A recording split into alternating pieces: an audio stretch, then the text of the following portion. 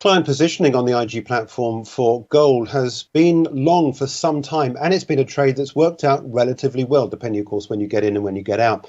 A quick update, if we can, on the technicals before we look at the fundamentals with John Mayer from SP Angel. Let's look at the chart, because I think this goes some way to explain what's happening technically. We've got this inverted head and shoulders here that we've had, which started out on the 18th of May. We saw that left inverted shoulder, the head taking us all the way down to 1660, and then we've had this retracement, and now we've seen breaking new ground. We went above the neckline a couple of days ago. The projection of the inverted head and shoulders from where we are, we're currently trading at 1775.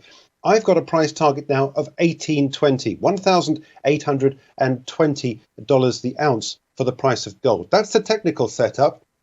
Let's take a look at the fundamentals now as we turn to Oxford, and joining us for a regular contributor to us here at IGTV, and that's John Mayer from SP Angel. John, welcome. I've set the technical up there. I know that you have a number of clients in the gold area. I want to talk to you, if I can, about the fundamentals behind this liftoff in gold. Does what I say about the projections here fall into line with your expectations fundamentally for the price of gold? Yes, I think the charts are giving you a good indication of what's going on in the real world in this case. And yes, we see gold poised for a breakout and to break out over $1,800 an ounce. And we know commodity trading hedge funds that are positioning for this as we speak. And yes, I mean it's a combination of weak dollar, problems with gold mines due to lockdowns and COVID-19 issues, and people who normally buy gold are having to go into the market and buy it from other sources. And when you see that sort of disruption, you almost always see prices moving higher. That's an interesting point you mentioned, actually, the fact that people obviously, clearly because of COVID-19, I guess that mines have been, if not in close down, certainly producing less gold. And of course, this means there's less supply coming onto the market, where perhaps potentially we do have this accelerated demand side of the economic equation. What is your observation in terms of supply, and how, to what degree is it being restricted? When we get the lockdown ending, are we likely to see a massive gold coming onto the market with pent-up supply that's waiting in the wings just to come into the market? Well, we are seeing ongoing disruption, particularly in Latin America, which has been hit very hard by the virus. Brazil, Chile, Peru. We saw Codelco, the Chilean state mining company, close all its construction activities in the Atacama Desert because of COVID-19 outbreaks. We know that Brazil's been hit pretty hard, and although they've tried to keep everything open, the impact of the pandemic sweeping through operations in Brazil has served to close things down, and local mayors running certain cities have certainly put their own restrictions into place to manage the outbreaks.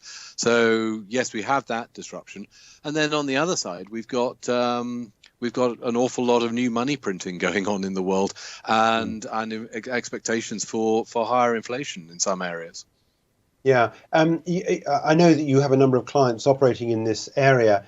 Just explain to us some of the dynamics that are going on with some of your clients and what they're doing at the moment. Well, the range of gold mining companies that we work with. If you look at one of the bigger ones, SolGold, which isn't mining yet, but is developing a huge project. It's got some 20 million ounces of gold in the ground. I mean, the value of that is extraordinary.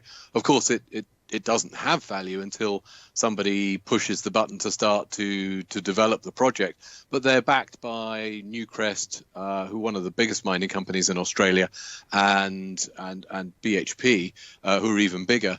So you've got big pockets and lots of expertise getting in behind that project, and hopefully that will work.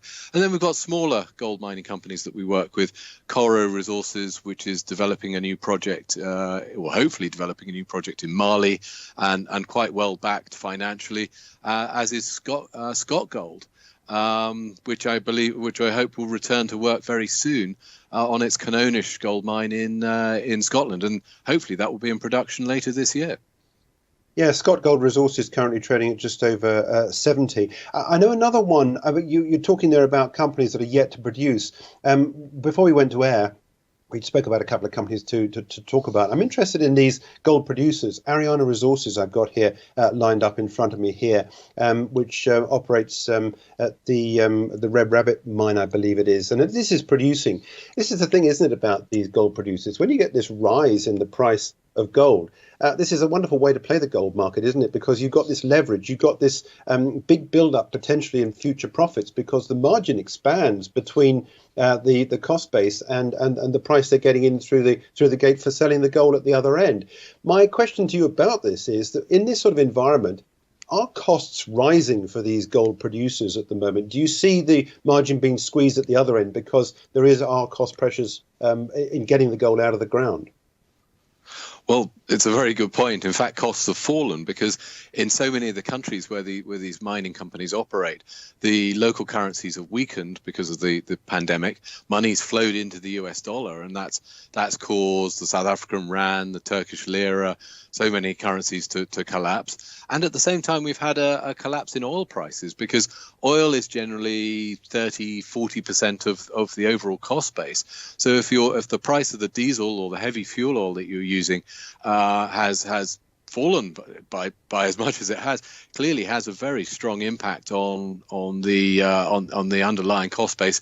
Yes, costs will eventually start to catch up again as oil prices rise, as maybe local currencies start to recover.